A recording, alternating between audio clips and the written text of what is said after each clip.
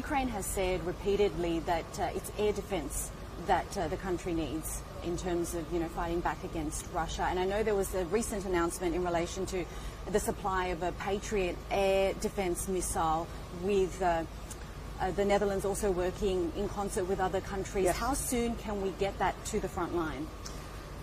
As soon as possible.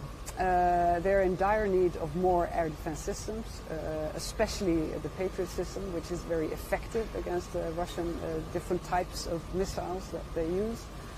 It's also very scarce capability for NATO countries.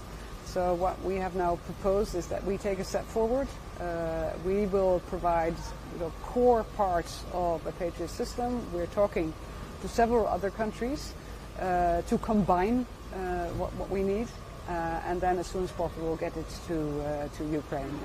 But they needed it already. Can you say which countries you're working with? No, at the moment I cannot, but once we are done, they will disclose it themselves, I'm sure. Sure. But the important thing is that we are taking steps, and I'm confident that we will get there.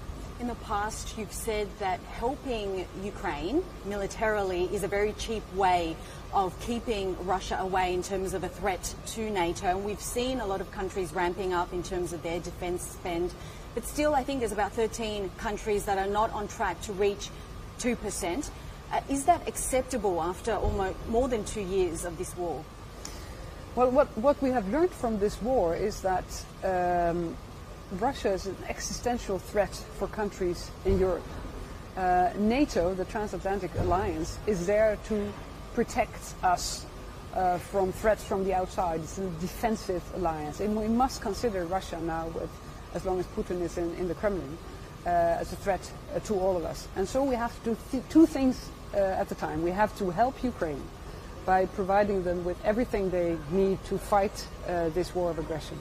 At the same time, ramp up our own armed forces, and that is where the 2% comes in. And may I also remind that the 2% is a minimum. It's really the floor of what we need to do.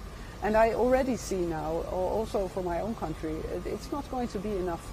Air defense, for instance, if you put a lot of money in that, that means you cannot spend it on something else. Whereas we also need the enabling capabilities, for instance. So we have a lot of work to do, and the 2% is really, we agreed on it in Vilnius and in Washington. I hope that all countries, even those who are not close to the target yet, acknowledge that we have work to do and that we have to increase it. But is it frustrating to see that after more than 2 years of this war, with Ukraine recently struggling with this Kharkiv offensive, that these countries are not stepping up? Well, most countries are stepping up. So if you want to look at the positive side, we are stepping up, and we are doing two things at the same time, providing Ukraine with funding and weapons. That also takes budget, of course, and that is not in the 2%. And at the same time spending more ourselves. In a difficult market, of course, in the defense industry is also struggling to keep up with our demands.